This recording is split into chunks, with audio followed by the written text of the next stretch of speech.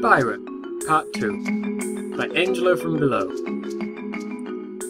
The unicorn known as Heartstrings woke late the next morning. She rested in bed for a while, keeping herself tucked in up to her neck and enjoying the warmth. She could hear the other ponies in the corridor outside her room, leaving their rooms to catch the airships back to Ponyville.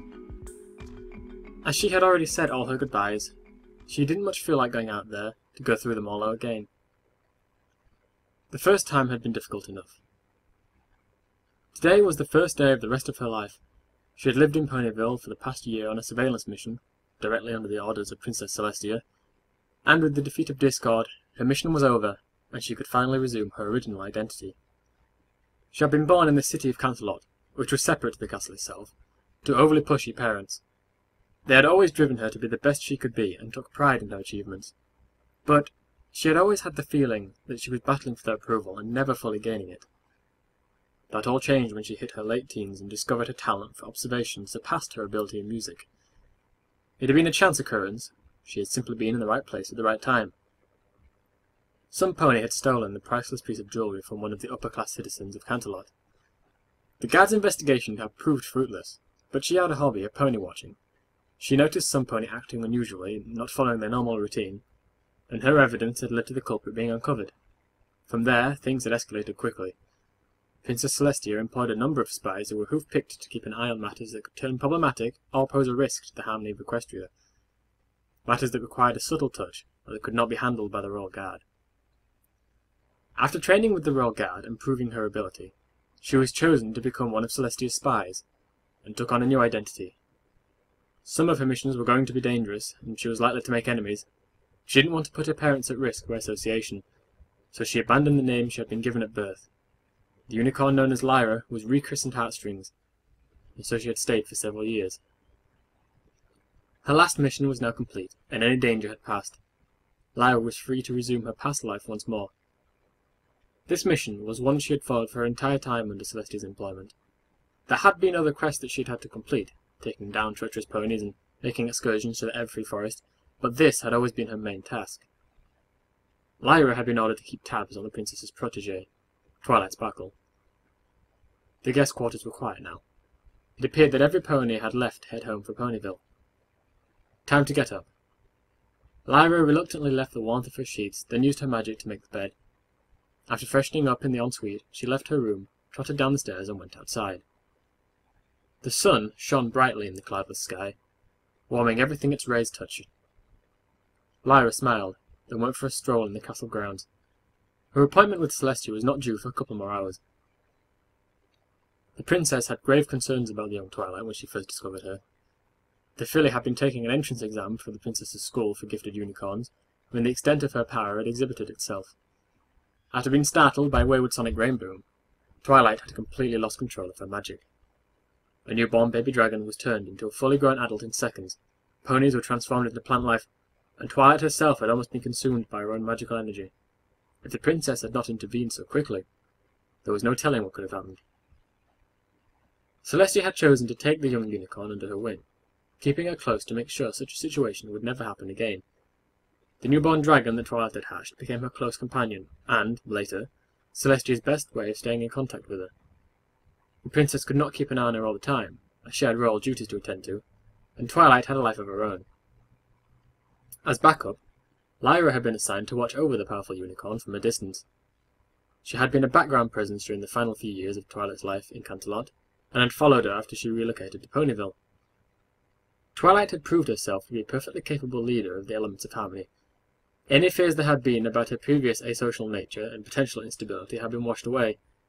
Her behaviour during the battle with Discord had been the final proof. While every pony had been lost in the chaos he wrought, she had managed to get her head straight and free her friends from his influence so they could defeat him together. Lyra's surveillance was no longer needed, and she was free to live her own life at last. She walked past Celestia's garden and climbed a small hillock, giving herself a grand view of the land far below the mountain that Canterlot had been built on. From here, the buildings of Ponyville were tiny. If she held her hoof in the right spot, she could block them out completely. Ponyville was framed by the mountains on either side. To the left of the town, hidden by the cliffs, was the Everfree Forest, whose lush trees disguised the dangers within. Beautiful. She could happily stand here until it was time to speak to the princess. She was startled by a voice. "I had a feeling I'd find you here. I knew you wouldn't be able to resist one last goodbye to Ponyville." Lyra turned to face him. A colt with a light brown coat and spiky dark mane, and an hourglass cutie-mark on his flank. "It's quite the sight, isn't it?" he continued. "The town looks so small from up here you could place it in your pocket. That is, if you ever wore pants." "Doctor," she said, her happiness at seeing him tempered by the fact this meant she'd have to say farewell again. He'd been the first pony to welcome her to the town, even before Pinkie Pie, and they'd been close ever since. She looked upon him as a sarcastic older brother. "What are you doing here?" she asked.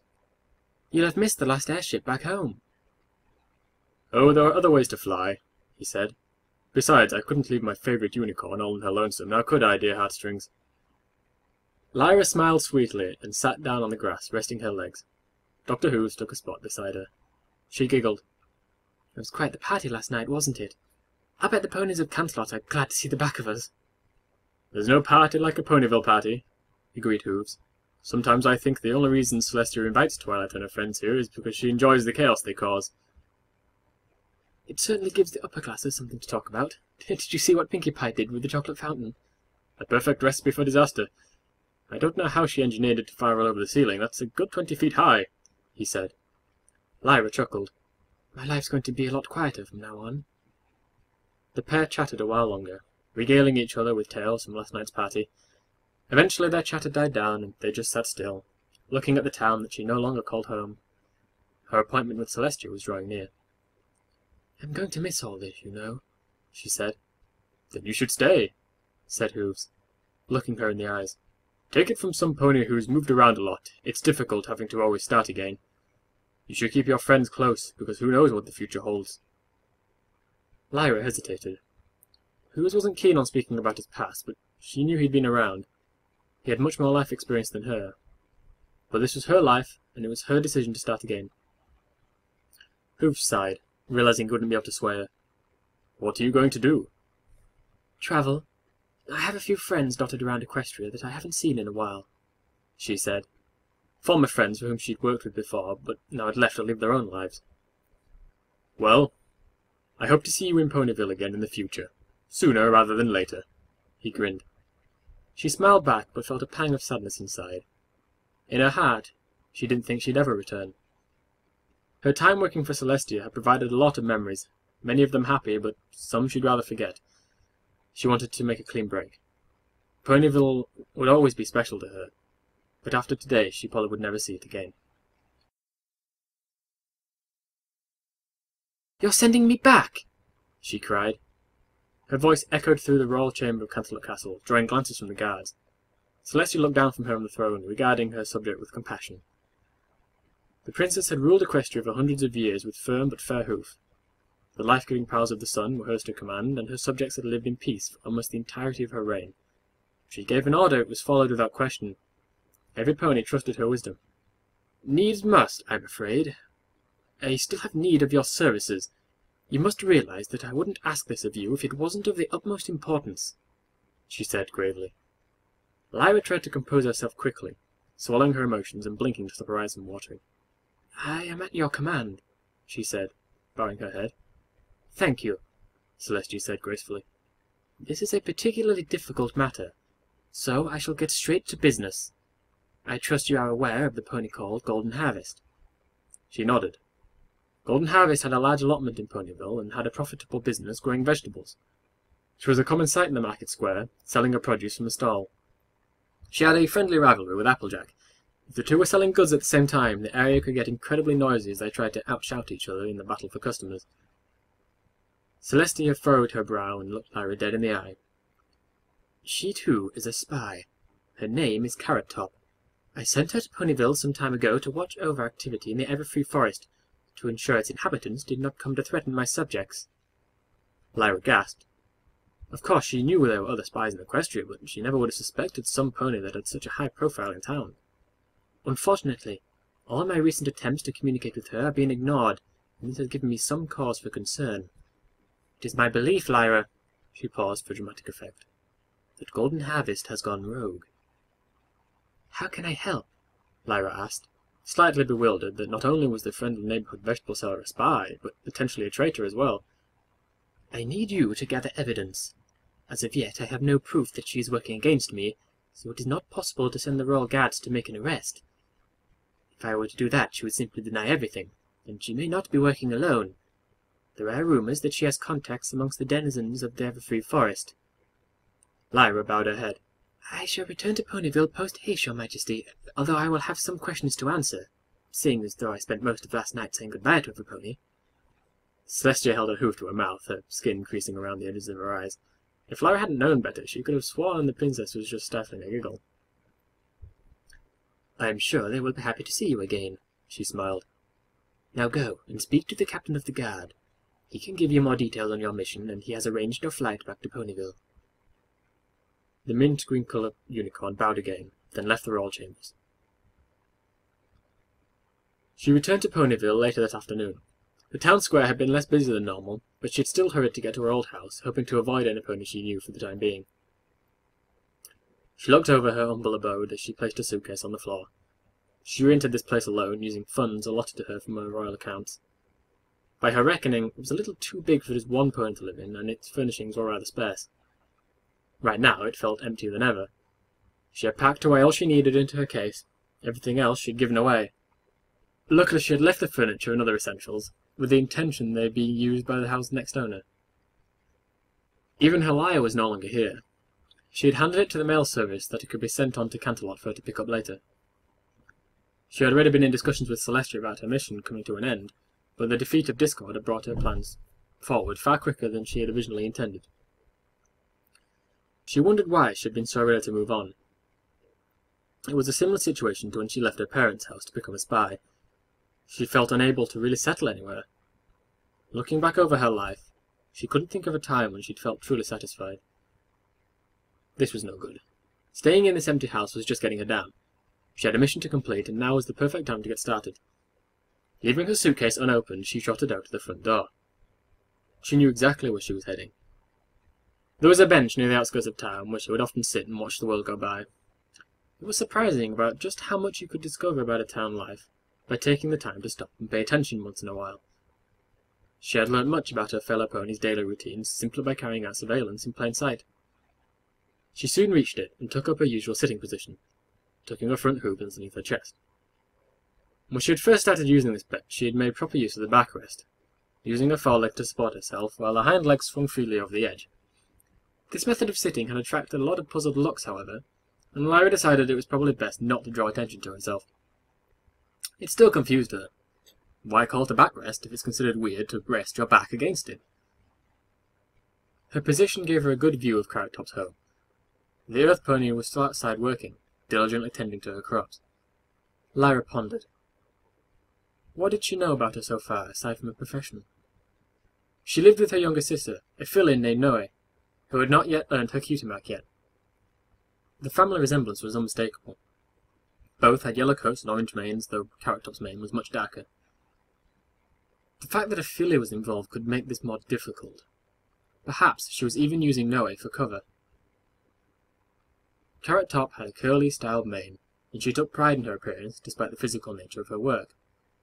She would make occasional trips to the spa to pamper herself and wasn't afraid to change her style once in a while, though this did cause some friction in rarity, on the occasion that she dyed it an unfashionable green. For the most part, she was an easy-going sort, but if some pony crossed her, her temper could flare quickly. In all, the perfect choice to be a spy. Some pony who was heavily involved in town life, but could easily hide herself in a crowd. What was she planning, and what was her motive? From what Lyra had observed of her, there was nothing to suggest something untoward was going on, at least, not yet. She turned at the sound of some pony calling her name. It was Twilight, trotting over with a puzzled but happy expression on her face. Lyra had some explaining to do. Heartstrings, have you decided to stay? Said Twilight. I know I said I'd like you to drop by sometime, but I didn't expect it to be so soon. Something came up, she said. I mean, I couldn't go through with it. I decided I'd miss you guys too much. The purple unicorn smiled. Ah, I know what you mean. I couldn't bear to leave my friends behind either, so what are you up to? Nothing much, she replied, keeping one eye on Carrot Top. Just watching the world go by. Twilight noticed her friend's gaze and saw what she was looking at. The yellow-coated earth pony had finished her work for the day and was heading inside. She frowned. You seem awfully interested in that one pony over there. No, she just caught my eye, that's all, replied Lyra, keeping her voice breezy. Twilight looked pensive for a moment. Then she spoke slowly and deliberately. All right. I know what's really going on. There's no point you trying to hide it any longer. Lyra's expression didn't flicker, though a prickle of concern shot through her. She knew Twilight was powerful and intelligent. Had she finally figured out that she wasn't quite who she said she was? The unicorn gave a closed-eyes grin. You're attracted to her, aren't you? Some ponies finally plucked heartstrings. Of all the answers she had been preparing herself for, this had not been one of them. She was too shocked to answer for a few moments, then spluttered out the words, Twilight, I'm not gay. Wait, what? Are you sure? What am I saying? Of course you must be sure, but... She stopped herself and said, I'm sorry. I always just assumed... You never pay attention to any of the cults in town. I thought you weren't interested in them. So if you weren't interested in them, then logically you must be... Lyra held her hoof up to silence her. I'm not interested in any pony. Some ponies are just built that way. Twilight frowned again, mulling over what her friend had just said to her. After a few seconds, she smiled conspiratorially and gave a sly wink. I get you. You don't know the lay of the land just yet, so you're taking a wait-and-see approach. That's okay, I won't say anything. Just remember, if you ever need any pony to introduce you to her, Pinkie Pie owes me a favour. She knows every pony in town, and she'd be happy to set you two up. Think about it, okay? I'll speak to you at the party tonight. Lyra was about to correct her, but then she realized what she had just said. Wait, party? What party? Twilight blinked. I guess she must only have just come back, or else she would have heard about it. The mayor's organising a celebration of her own to thank my friends for returning Ponyville to normal. I know 2 parties in 2 nights is running a bit much, but this is a special occasion. Oh, you'll come, won't you? After all, a certain other pony is sure to be there. Lyra paused for a moment, then answered in the affirmative. With that, Twilight trotted away, happy in the knowledge that she could be helping to arrange a new romance tonight. Lyra was a little nonplussed with her friend's assumptions about her sexuality. How many others had come to the same conclusion?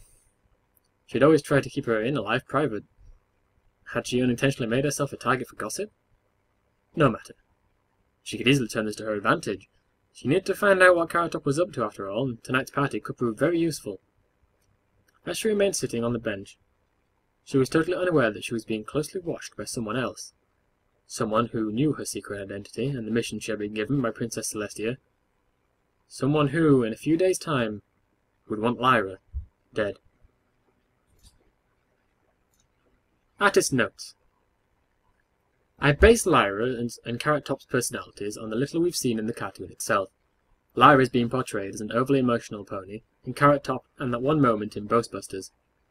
I've only seen a couple of episodes of Doctor Who, and that I've seen of Tennant's portrayal. They always seem torn between the choice of saving people or ensuring that the timeline's continuity is preserved. Not saying any more on that. Berry Punch and Blues will also appear in the next chapter. Thank you for listening.